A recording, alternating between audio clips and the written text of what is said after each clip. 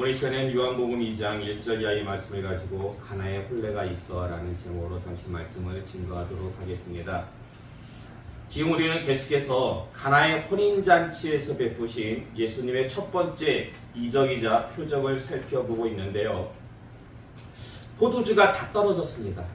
혼인잔치, 일주일간 혼인잔치를 하기 때문에 중간에 음식이 그렇게 동날 수도 있는데요. 포도주가 다 떨어지니까 예수님의 모친 마리아가 누구에게 이 사실을 알립니까? 예수님께. 왜 알려요? 예수님께? 왜 알렸을까요? 이 문제를 해결해 달라고. 포도주 떨어진 문제를 해결해 달라고. 자, 그러니까 예수님께서 승낙 후에 문제를 해결하십니까? 아니면 거절 후에 문제를 해결하십니까? 거절 후에. 그렇죠. 그럼 왜 예수님께서는 이렇게 하신 걸까요? 만약에 여러분이 예수님이라면 어차피 문제를 해결해 주실 거예요. 그러면은 승낙한 다음에 문제를 해결하시겠습니까? 아니면 거절한 다음에 문제를 해결하시겠습니까? 어차피 문제를 해결할 거면 그렇죠. 승낙한 다음에 그래야지 그 얘기를 듣고 모친 마리아의 마음도 좋을 테고 또 행하시는 예수님의 마음도 좋을 텐데 일단 예수님께서 거절하세요. 그런 다음에 곧바로 이어서 문제를 해결했습니다. 왜 예수님께서 이렇게 하신 걸까요? 그래서 왜 도대체 예수님이 그러신 건지 이제부터 좀 살펴보고자 하는데요. 먼저 4절 말씀 보세요. 4절 말씀 보시면 포도주 문제를 해결해 달라는 마리아의 부탁에 예수님이요. 모친을 뭐라고 부릅니까? 여자요. 근데 여러분 이 표현이요 평범해 보입니까? 아니면 좀 이상해 보입니까? 좀 낯설어요. 낯설죠. 어떻게 보면 심지어 약간 무례해 보이기도 합니다. 그렇잖아요.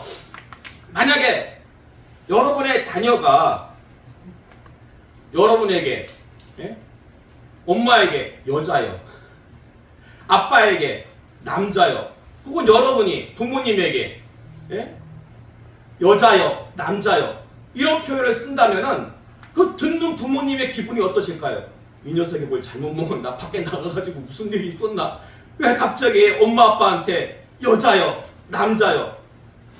이건 약간 좀 우리가 볼 때 상식적으로 무례한 표현이라고 볼 수가 있습니다. 그럼 왜 예수님께서는 모친을 이렇게 부르신 걸까? 사실 이것은요 번역상의 차이라고 말할 수 있습니다. 이게 무슨 말씀이냐면 원어적으로 볼 때요 여자여라고 해당하는 단어가 헬라어로 귀나이입니다. 뭐라고요? 귀나이. 근데요 이 귀나이라는 이 단어는요 어떨 때 사용하냐면 왕이 왕후를 부를 때에, 그러니까 왕이 왕후를 높여서 부를 때, 혹은 남편이 아내를 아주 사랑스럽게 부를 때에 이 귀나이라는 단어를 사용했다고 합니다. 그러니까 가까운 사람에게 있어가지고 존경과 사랑을 담아서 부르는 호칭이 귀나이였습니다. 근데 이게요 영어나 한국어로는 여기에 해당하는 단어가 없어요. 그래서 영어 성경을 보면은요 뭐라고 쓰여져 있을까요? 영어 성경에는 여자여가 그냥 우먼이라고 써져 있어요. 우먼. 그리고 한국어로도 거기에 해당하는 단어가 없어요. 그냥 그래서 여자여라고 이렇게 번역을 한 겁니다. 그러다 보니까 예수님이 왜 어머니한테 여자여라고 약간 이거 무례한 거 아닐까? 이렇게 오해하게 되었는데요. 그렇지가 않다는 것을 먼저 여러분 아시기 바랍니다. 자, 이제 어쨌든 포도주가 떨어졌다는 모친의 말을 듣고 예수님은 존경과 사랑을 담아서 대답을 하시는데 대답의 결과가 승낙이었어요? 거절이었어요? 거절이었죠. 근데 바로 이어서 문제를 해결하십니다. 그럼 왜 일단은 거절하셨다가 문제를 해결하신 걸까? 혹시 뭐 서프라이즈일까요? 거절해가지고 어머니가 에이 안 되나 보다 했는데 갑자기 서프라이즈! 이거 보세요. 내가 이거 문제 해결했어요. 다 그러시려고 예수님께서 그렇게 하신 걸까요? 4절 여러분 다시 보세요. 4절 보시면 우리가 함께 봉독해 볼까요? 4절 말씀 함께 봉독하겠습니다. 시작. 예수께서 이르시되 여자여 나와 무슨 상관이 있나이까 내 때가 아직 이르지 아니하였나이다. 아멘. 그러니까 지금 예수님 말씀은 포도주 문제를 해결한 것이 예수님과 상관이 있다 없다? 지금 상관이 있다 없다? 나와 무슨 상관이 있나이까? 이 말은 상관이 있다는 거예요, 없다는 거예요? 상관이 없다는 거죠. 왜요? 왜? 계속해 보면은 내 때가 아직 이르지 아니하였기 때문에. 아니, 포도주 문제를 해결하는 것과 예수님의 때가 이르지 않은 것이 도대체 무슨 상관이 있는 걸까요? 여기에 해답이 있습니다. 여기. 여러분, 예수님이 이 땅에 오셨어요. 예수님이 이 땅에 오셨어요. 우리를 구원하시기 위해서. 예? 근데 여러분 보세요. 이 마리아의 부탁, 포도주 문제 해결달라는 거, 예수님의 구원 사역과 관련이 있습니까, 없습니까? 보세요.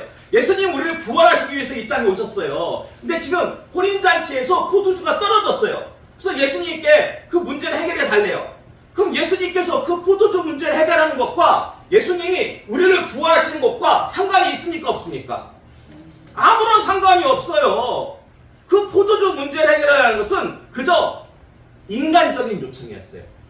그저 마리아의 필요에 의한 인간적인 요청이었다라는 것입니다. 그래서 여자여 나와 무슨 상관이 있나이까? 라는 예수님의 고백 안에 어떤 뜻이 담겨져 있어요? 어떤 뜻이? 이 포도주 문제를 해결하는 것은 나의 구원 사역과 아무런 관련이 없다 라는 것을 먼저 천명하고 있다라는 것입니다. 그리고 더불어가지고 여자여 나와 무슨 상관이 있나이까? 라는 예수님의 고백 안에는요, 이제 잠시 후에 처음에는 마리아가 인간적인 요청에 의해 가지고 포도주 문제를 해결해 달라고 했잖아요. 근데 바로 이어서 예수님께서 그 문제를 해결하시잖아요. 근데 예수님께서 이제 내가 포도주 문제를 해결하는 것은 인간적인 필요가 아니라 구원 사역과 관련해 가지고 메시아적 소명과 영광을 위해서 문제를 해결할 것입니다. 라는 그런 뜻이 그 안에 담겨져 있다라는 것입니다. 그래서 7, 8을 보시면요, 여자여 나와 무슨 상관이 있습니까? 라는 예수님의 이 고백 속에는 인간적인 필요에 의해서 예수님께서는 구원 사역을 하신다, 안 하신다? 안 하신다. 예수님께서 하시는 모든 사역은 오직 메시아적인 소명과 영광을 위해서 구원 사역과 관련이 있다, 없다? 오직 메시아적인 사명과 그 소명, 영광을 위해서 예수님께서 사역하심을 먼저 밝히시고 있다라는 것입니다. 자, 그리고요, 구원의 관점에서 볼 때 성부 하나님은 구원을 계획하셨습니다. 우리의 구원을 성부 하나님께서 계획하셨어요. 그럼 성자 하나님, 예수님 뭐 하셨어요? 예수님은 그렇죠, 성취하셨어요. 그럼 성령 하나님은 우리에게 그것을 적용하세요.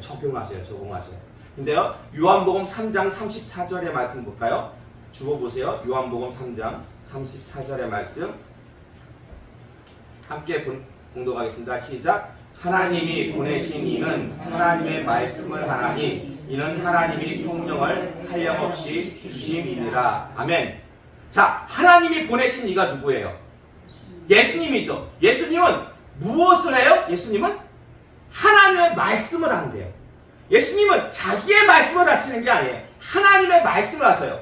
요한복음 7장 16절의 말씀, 그 밑에 말씀도 볼까요? 함께 공부하겠습니다. 시작. 예수께서 대답하여 이르시되 내 교훈은 내 것이 아니요 나를 보내신 이의 것이니라. 아멘. 예수님께서 이 땅에 오셔가지고 수많은 이적, 사실 그 이적이라는 것은 그 예수님께서 전해주시는 그 복음의 말씀이 있잖아요. 그 복음의 말씀을 효과적으로 전달해 주시기 위해서 어찌 보면은 그 이적과 표적은 좀 부수적인 것이었어요. 근데 예수님께서 전달해 주신 그 복음의 교훈은요, 예수님의 것이 아니래요. 누구의 것이래요? 나를 보내신 이의 것, 즉 하나님의 것이라는 것입니다. 자, 그리고 요한복음 8장 28절에서 29절의 말씀 계속해서 함께 공부하겠습니다. 시작. 이에 예수께서 이르시되 너희가 인자를 준 후에 내가 그인 줄 알고 또 내가 스스로 아무것도 하지 아니하고 오직 아버지께서 가르치신 대로 이런 것을 말하는 줄도 알리라. 나를 보내신 이가 나와 함께 하시도다. 나는 항상 그가 기뻐하시는 일을 행함으로 나를 혼자 두지 아니하셨느니라. 아멘.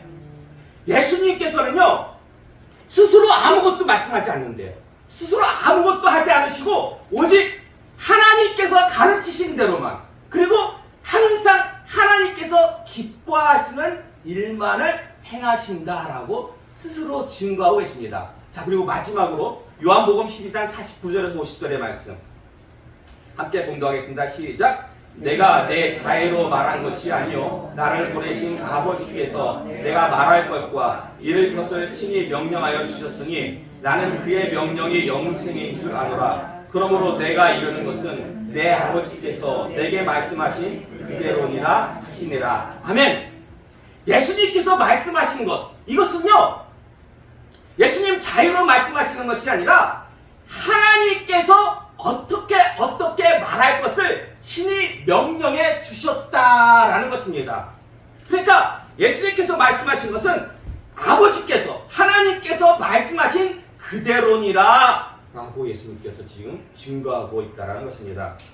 그러니까 이게 무슨 말씀이냐면 예수님의 이 지상사역은요 예수님의 모든 그 일거수일투족은 자의에 의한 것이 아니에요. 모든 행동은, 모든 행함은 자의에 의한 것이 아니라 전적으로 누구의 뜻과 계획이었다? 성부 하나님의 뜻과 계획에 의한 것이었다는 것입니다. 근데 보세요. 지금 만약에 이 포도주 문제를 그 어머니, 모친의 요청에 의해서 해결하면 그것은 하나님의 뜻과 계획에 의한 것입니까? 아니면 모친에 의한 겁니까? 모친에 의한 거죠. 그래서 예수님이 내 때가 이르지 아니하였나이다 라고 거절하신 것은 어떤 의미가 담겨져 있다? 어떤 뜻이에요? 예수님은 사람의 어떤 요청이나 사람의 뜻과 계획에 의해서 행하시는 분이 아니라 오직 성부 하나님의 뜻과 계획에 의해서 사역하신다라는 것을 밝히는 말씀이에요. 그래서 여기 보세요. 내 때가 아직 이르지 아니하였습니다 라는 예수님의 말씀은 예수님의 모든 사역이 인간의 뜻과 계획에 의해서 이루어지는 것이 아니라 오직 하나님의 뜻과 계획에 의해서 이루어짐을 갖다가 예수님께서 지금 천명하고 계시다라는 것입니다. 무슨 말씀인지 아시겠어요? 자, 한 가지 예를 들어볼게요. 이와 비슷한 맥락의 내용이 마귀의 시험이었습니다. 마귀의 시험. 마귀가 언제 예수님을 시험합니까? 40일 뭐 하신 후에? 금식하신 후에 나타나가지고 뭐라고 유혹을 해요? 네. 돌덩이를 떡으로. 그렇죠. 그 돌덩이를 갖다가 떡덩이가 되게 하라. 40일, 여러분 40일 금식해 보셨어요? 안 해보셨죠? 자, 그러면은 30일은, 20일은 뚝 잘라가지고 4일은 10분의 1, 4일 해보셨어요. 예, 노티스 4일 금식하니까 어때요? 하늘이 노래. 하늘이 노래요. 예. 4일만 금식해도요 하늘이 노랗습니다. 예? 근데요 40일 금식하신 예수님께 이 마귀가 나타나가지고 하나님의 아들이거든 돌로 떡덩이를 되게 하라. 그러니까 예수님이 뭐라고 대답하세요? 예수님께서 사람이 떡으로만 살 것이 아니라 하나님의 입으로부터 나오는 모든 말씀으로 살 것이니라 라고 그렇게 증거하십니다. 근데요 보세요. 예수님이요 돌로 떡덩이를 만들 능력이 있으셨어요? 없으셨어요? 있어요. 예수님이 있어요.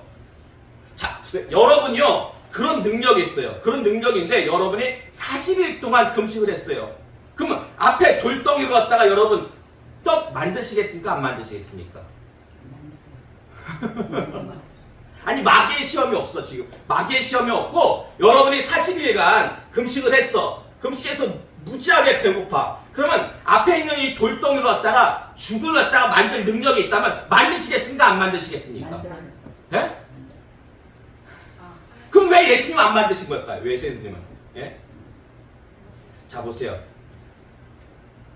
예수님 만들 수 있는 능력이 있었습니다. 그런데 이 돌로 떡덩이를 만드는 것은 예수님의 구원 사역과 관련이 있어요, 없어요? 없어요. 구원 사역과 아무런 관련이 없다라는 거예요. 그리고 예수님의 모든 사역은 누구의 뜻과 계획에 의한 것이다? 하나님의 뜻과 계획에 의한 것이지 지금 누가 요청하고 있는 거예요? 말이.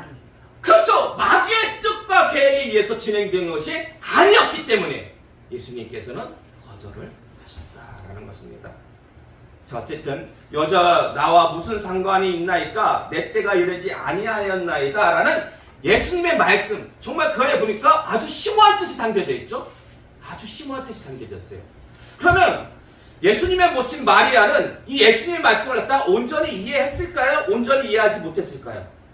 자, 지금 이 말씀 안에는, 예수님의 말씀 안에는 인간적인 필요에 의해서 구원사역을 하는 것이 아니라 메시아적인 소명에 의해서 구원사역을 하는 것이고, 인간의 뜻과 계획에 의해서 사역하는 것이 아니라 하나님의 뜻과 계획에 의해서 사역하는 것이다 라는 말씀이 그 안에 포함되어져 있는데, 마리아는 예수님의 말씀을 듣고 온전히 이해했을까요? 온전히 이해하지 못했을까요? 이게요, 뭐 이해했다 안 했다 나오진 않아요. 근데 5절 말씀을 보니까 5절 말씀, 자 5절 말씀 다시 한번 함께 봉독할까요? 5절 말씀 함께 봉독하겠습니다. 시작. 그의 어머니가 하인들에게 이르되 너희에게 무슨 말씀을 하시든지 그대로 하라 하니라. 아멘. 지금 마리아는 하인들에게 예수님의 말씀에 무조건 순종할 것을 지시합니다. 이로 볼 때 마리아가 예수님의 말씀을 완전히 이해하지 못했어도 어느 정도는 이해했을 것으로 그렇게 볼 수가 있습니다. 그러나 지난 시간에 우리가 살펴봤던 것처럼, 지난 시간 오후에 살펴봤던 것처럼 이 바리새인들, 서기관들이요 예수님을 모함해가지고 소문을 퍼뜨립니다. 거짓 소문을. 그 거짓 소문의 내용이 뭐예요? 예수님이 미쳤다라는 거예요. 예수님이 미쳤다는 막 소문을 갖다가 퍼뜨려요. 그러니까 예수님의 모친 마리아하고 그 다른 형제들이 그 소문을 들어요. 그래서 예수님을 찾아옵니다. 왜 찾아와요? 왜 찾아와요? 거기 보면 성경 말씀에 정확히 뭐라고 기록되어져 있냐면 확인하러 찾아왔다는 게 아니에요. 예수님을 붙들러 왔다고 성경은 기록하고 있습니다. 네? 붙들러. 근데 그 붙든다는 것이 원어적으로 보면요 체포한다라는 뜻이에요.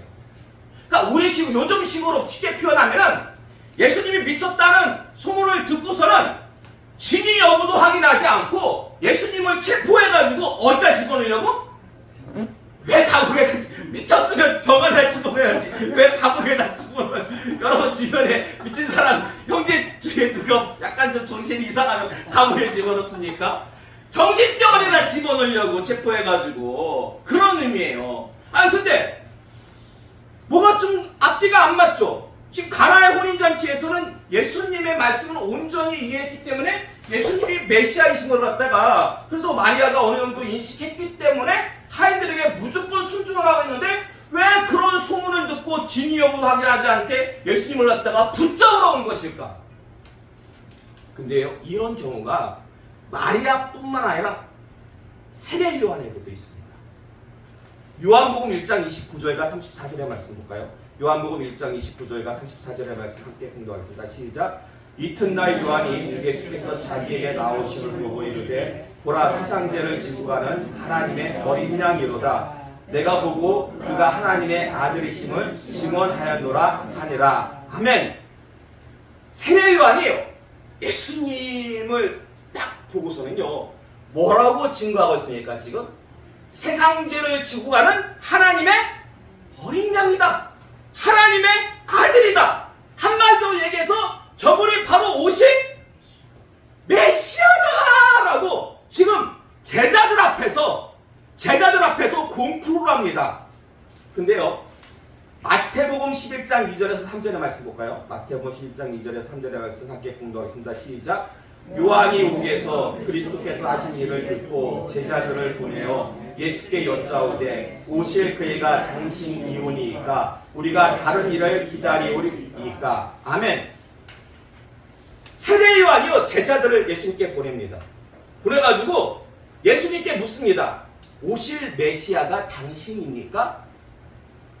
아니면 다른 메시아를 기다려야 됩니까? 자, 보세요.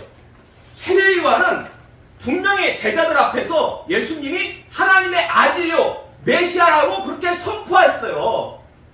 근데 지금 다시 제자들을 보내가지고 당신 진짜 메시아가 맞습니까? 라고 이렇게 물어요.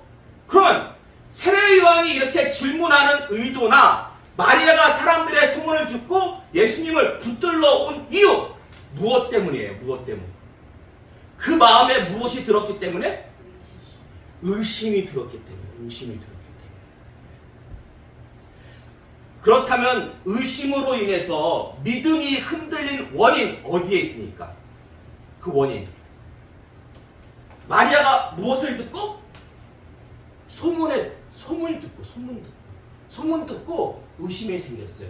세례 요한은 옥에 갇히고 난 후에 예? 그런 의심이 들었다. 그러니까 소문과 그런 초월 환경에 의해서 의심이 들었는데요. 바로 이게 우리의 모습이에요. 바로 이게 우리의 모습. 예? 보세요. 세례 요한이 어떻게 태어났습니까? 세례 요한은요 6개월 먼저 신부보다 태어났는데 기적적으로 태어났어요. 기적적으로. 예. 그 아버지 사가랴가 제사장이었잖아요. 이를 보러 성소에 들어갔을 때 그 안에서 누굴 만나요? 천사 가브리엘을 만나요. 천사 가브리엘의 고지에 의해 가지고 예? 그 사가랴가 그 부인이 너무 나이가 많아가지고 애를 못 낳는데 기적적으로 아이를 낳습니다. 그리고 마리아는 예수님이 어떻게 임신해요? 예? 마리아는 천사 가브리엘이 직접 나타나가지고 그 수태 고지를 알려줘요. 예? 그래서 지금 세례 요한이나 이 마리아는 그 천사 가브리엘의 어떤 그 기적을 직접 간접적으로 다 체험한 인물이라는 것입니다. 예? 그럼에도 불구하고 어떤 환경적인 요인, 소문을 들었다든지 아니면 원치 않게 감옥에 갔다든지 이런 것들 때문에 무엇이 흔들려요? 그 믿음이 흔들린 거예요. 믿음이 흔들린 거예요. 예? 근데 보세요. 세례 요한 정도 되는 인물이 믿음이 흔들렸고 마리아 정도 되는 위인이 믿음이 흔들렸다면 우리는 어떨까요? 우리는 믿음이 흔들릴까요? 안 흔들릴까요? 흔들려요. 아, 당연히 흔들려요. 당연히. 대답 안 하시는 분.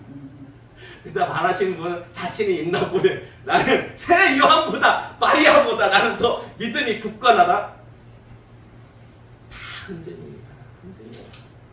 그래서 하나님 왜 나만 이런 고통을 겪어야 합니까? 왜 나만 겪는 고통이냐고 원망하거나 좌절하지 마시기 바랍니다. 그게요 다 과정이에요.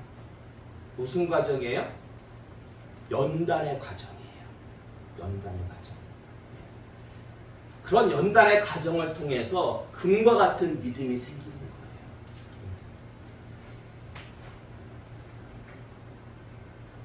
제가 한 가지 팁을 드릴까요? 조금 시간이 있으니까 말씀드릴게요. 코로나 때, 제가 그때 이제 동인교에서 나와가지고 안양에서 약 1년 약간 못 미치게 건축할 때였는데, 거기 안양에 가면은 갈매산 기도원이라고 있어요. 제가 그 청년 때부터 자주 가던 기도원이었어요. 그래서 그때 이제 그 기도원을 이사 가가지고 처음에는 잘 다녔는데 코로나가 심해지니까 기도원도 출입을 전격적으로 금지해요. 못 들어오게 해요. 그냥 방송으로만. 그래서 그 뒤에 산에 올라갔어요. 삼성산이라고 관악산 바로 옆에 있는 산이거든요. 예. 그 산에 올라가가지고 텐트 하나 짊어지고 올라가가지고 거기서 철회하면서 막 기도하는 거예요. 예. 철회하면서 막 기도하는데 이게요 요즘은 이 산에서 기도하는 것도 이게 쉽지가 않아요. 막 이렇게 요즘은 산에 가서 사람들이 야호 막 이렇게 하는 것도 안 하잖아요. 왜 안 해요? 짐승들이 놀란다고. 예, 요즘은 하지 말라고 그래요. 야호 외치. 근데 제가 막 거기서 밤새도록 막 외치고 막 소리 지르고. 그러니까 어떤 분이 와가지고 좀 조용히 좀 기도하잖아요. 그분도 기도하러 왔나 봐. 예. 근데 여러분 진짜 막 아무것 소리 지르면서 기도할 수 있는 장소가 있습니다. 그게 어디예요? 아니 산에서 막 그랬다니까요. 산에서 그랬는데 와가지고 좀 조용히 좀 하시라고. 예. 어디냐면은 차 안이에요. 차 안. 예. 차 안에서요. 창문 올리고 여러분 막 주여 막 소리치면서 외쳐봐요. 옆에 지나가는 사람이요 쳐다보지도 않아요. 야, 새로운 기도 장소를 제가 찾았다니까요. 산 꼭대기까지 올라갈 필요도 없어요. 주행하면서도 주여 주여 외칠 수가 있어요.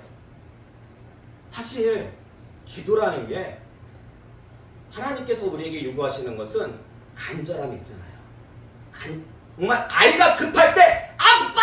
이 한마디 외치면은 아빠가 알고선 도와주잖아요. 어찌 네 사업을 통해 가지고 기도할 때 아빠가 도와줍니까? 주여! 한마디 외쳐도요 하나님께서 들으셔요.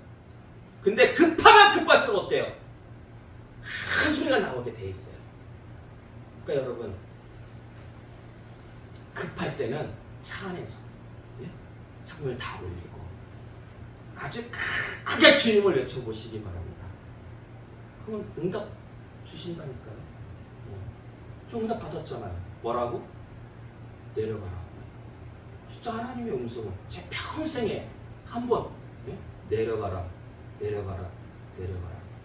그 음성. 물론 그건 차 안에서 들은 게 아닙니다. 집에서 들었어요. 집에서.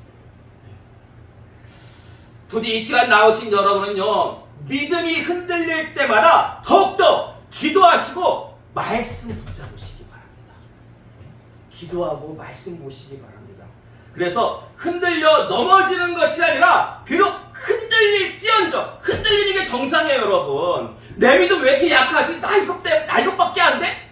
그러지 마시고 비록 흔들려도 오뚜기같이 다시 일어서시는 그런 여러분이 다 되시기를 주님의 이름으로 축원합니다.